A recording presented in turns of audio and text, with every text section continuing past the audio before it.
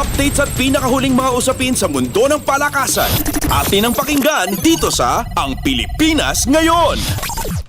Magandang araw. Narito na po ang Sports Balita.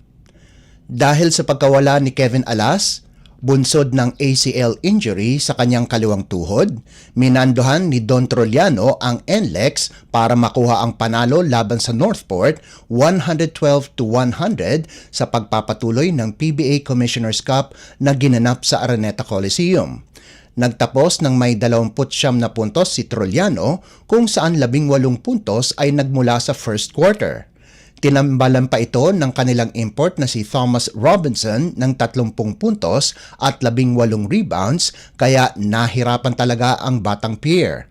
Pinangunahan naman ni Joshua Munson ang Northport sa nagawa nitong 22 puntos habang nagambag ang import na si Venkatesha Joyce ng 20 markers.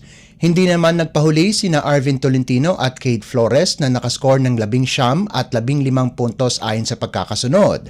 Sa isa pang laro, walang awang pinaslang ng TNT Tropang Giga ang Terra Firma para kunin ang 133-93 panalo dahil sa kulang-kulang na players ng Jeep. Hindi nakapaglaro si Wami Chongson at Ken Mark Carino dahil may sakit at ang masaklap pa ay hindi rin nakalaro ang import ng Terra Firma na si Thomas Hugo Dethay dahil sa iniinda nitong groin injury. Nagpakawala naman ng husto ang best import ng TNT na si Ronde Hollis Jefferson kung saan nakagawa ito ng 37 puntos, 6 na rebounds at 6 na assists.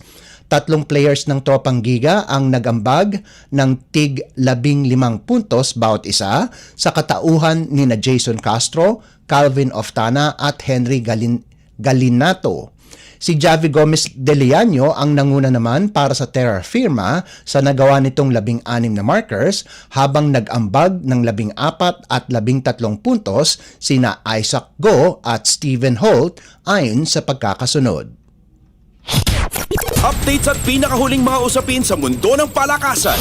Atin ang pakinggan dito sa Ang Pilipinas Ngayon.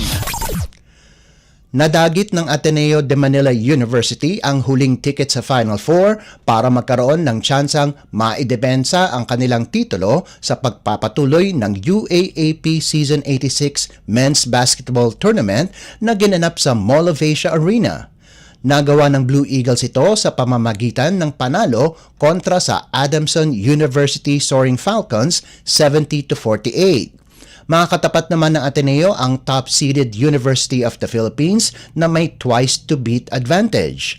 Mula umpisa hanggang sa huli ay hindi na binitawan ng Blue Eagles ang kalamangan kung saan pinangunahan sila ni guard Jared Brown sa nagawa nitong 20 puntos kasama pa ang 4 na rebounds, 4 na assists at 1 steal.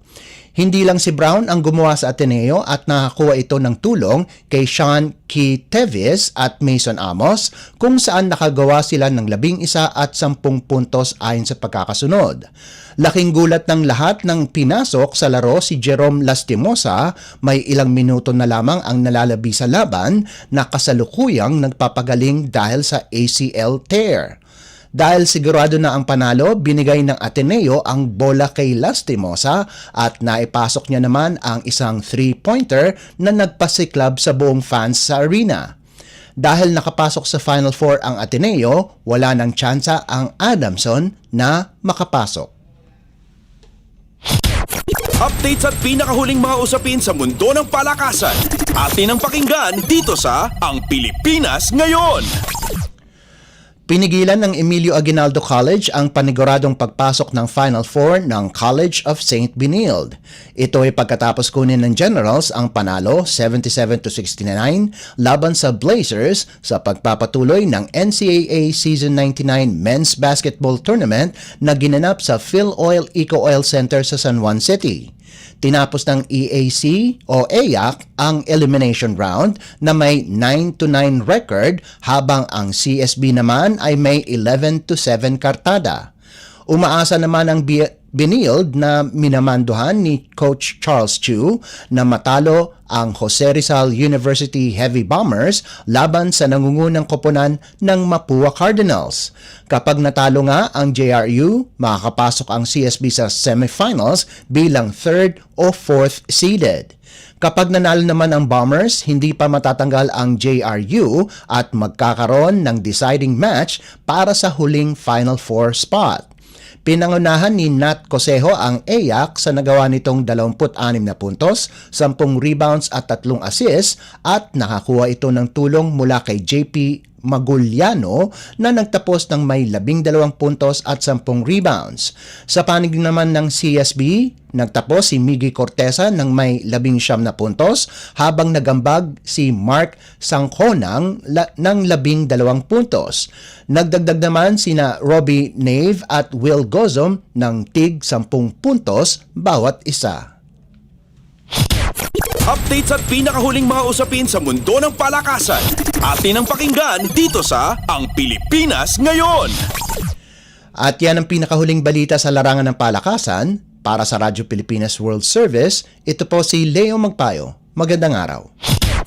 Updates at pinakahuling mga usapin sa mundo ng palakasan. Atin ang pakinggan dito sa Ang Pilipinas Ngayon.